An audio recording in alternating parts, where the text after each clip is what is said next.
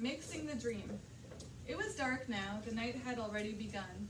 The BFG, with Sophie sitting on his hand, hurried into the cave and put on those brilliant, blinding lights that seemed to come from nowhere. He placed Sophie on the table. "Stay there, please," he said, "and no chittering. I is needing to listen only to silence when I is mixing up such a naughty, plexated dream as this." He hurried away from her. He got an enormous empty glass jar that was the size of a washing machine. He clutched it to his chest and hurried towards the shelves on which stood the thousands and thousands of smaller jars containing the captured dreams. "Dreams about giants," he muttered to himself as he searched the labels. "The giant is guzzling human beings. No, not that one, nor that one. Here's one, and here's another." He grabbed the jars and unscrewed the tops. He tipped the dreams into the enormous jar he was clutching, and as each one went in, Sophie caught a glimpse of a small green blob tumbling from one jar into the other. The BFG hurried towards another shelf. "Now," he muttered, "I is wanting dreams about giggle houses for girls and about boggle boxes for boys." He was becoming very tense now. Sophie could almost see the excitement bubbling inside him as he scurried back and forth among his beloved jars. There must have been 50,000 dreams altogether up there on the shelves, but he seemed to know almost exactly where every one of them was. "Dreams about a little girl," he muttered, "and dreams about me, about the BFG. Come on, hurry up, get on with it.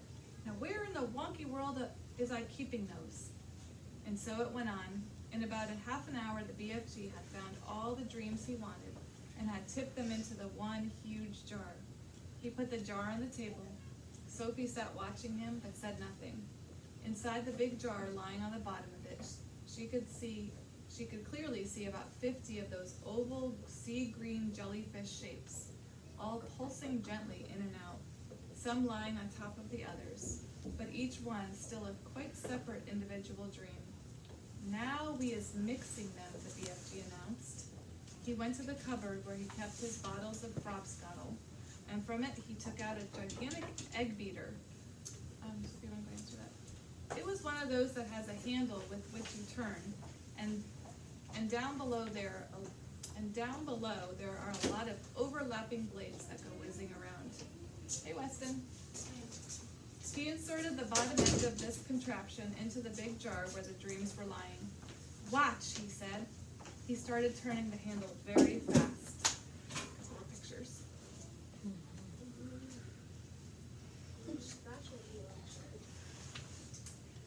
Flashes of green and blue exploded inside the jar. The dreams were being whisked into a sea green froth.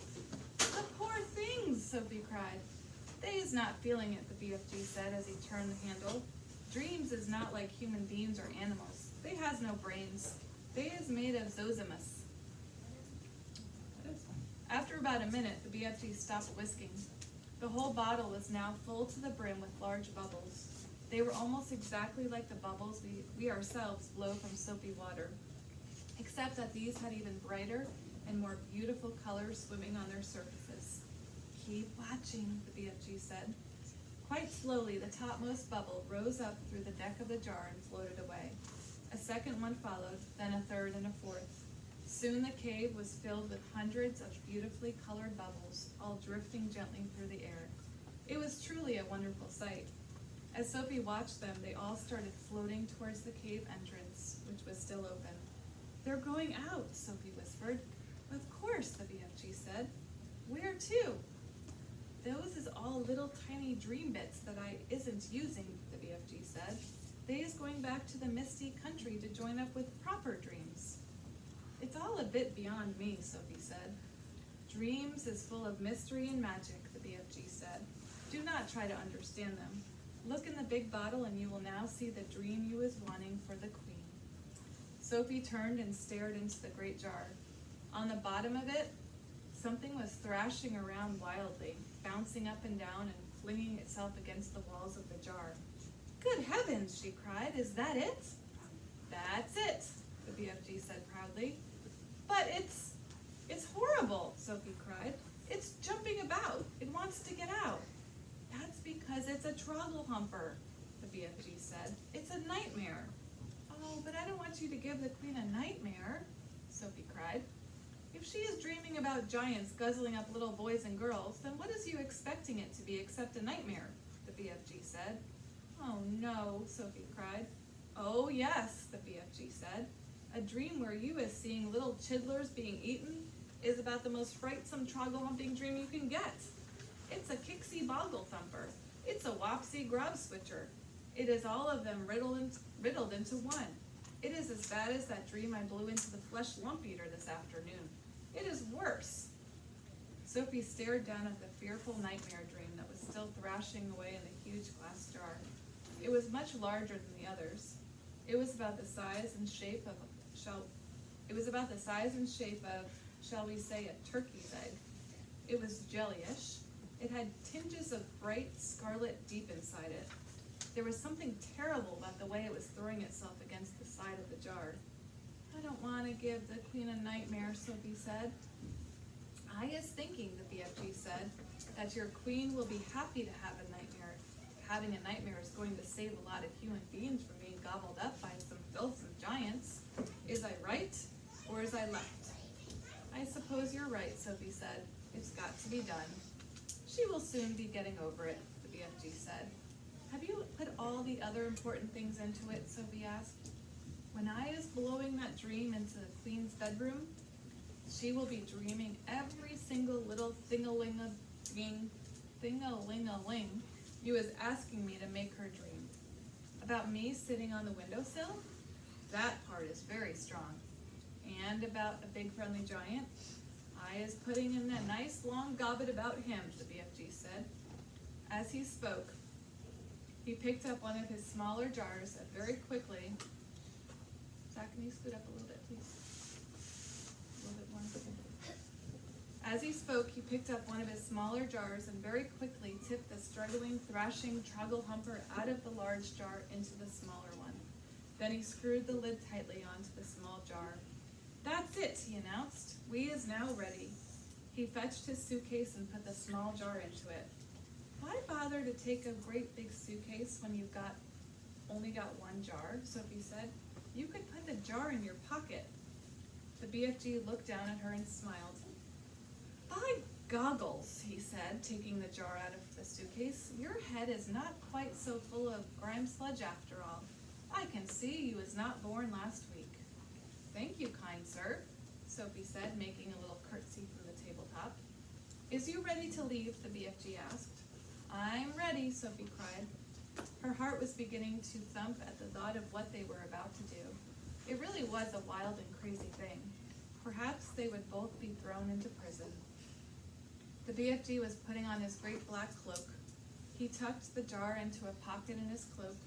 He picked up his long trumpet-like dream blower. Then he turned and looked at Sophie, who was still on the tabletop. The dream bottle is in my pocket, he said. Is you going to sit in there with it during the travel? Never, cried Sophie. I refuse to sit next to that beastly thing. Then where is you going to sit? The BFG asked her. Sophie looked him over for a few moments. Then she said, if you would be kind enough to swivel one of your lovely big ears so that it is lying flat like a dish, that would make a very cozy place for me to sit. By gumbo, that is a squackling good idea, the BFG said. Slowly, he swiveled his huge right ear until it was like a great shell facing the heavens. He lifted Sophie up and placed her into it. The ear itself, which was about the size of a large tea tray, was full of the same channels and crinkles as a human ear. It was extremely comfortable. I hope I don't fall down your ear hole, Sophie said, edging away from the large hole just beside her. Be very careful not to do that, the BFG said. You would be giving me a cronking earache. The nice thing about being there was that she could whisper directly into his ear. He was tickling me a bit, the BFG said. Please do not jiggle about. I'll try not to, Sophie said. Are we ready? Ow-wee, yelled the BFG. Don't do that. I didn't do anything, Sophie said. You was talking too loud. You was forgetting that I is hearing every little thing-a-ling 50 times louder than usual, and there you was shouting away right inside my ear. Oh gosh, Sophie murmured. I forgot about that. Your voice is sounding like thunder and trumpets. I'm so sorry, Sophie whispered. Is that better? No! Cried the BFG. It sounds as though you were shooting off a blunderbuss. Then how can I talk to you? Sophie whispered. Don't! Cried the poor BFG. Please don't. Each word is like you was dropping buzz bombs in my ear hole. Sophie tried speaking right under her breath. Is this better? She said. She spoke so softly she couldn't even hear her own voice. That's better, the BFG said. Now I is hearing you very nicely. What is it you was trying to say to me just now? I was saying, are we ready? We is off, cried the BFG, heading for the cave entrance. We is off to meet Her Magister, the Queen. Outside the cave, he rolled a large round stone back into place and set off at a tremendous gallop. End of chapter. I know.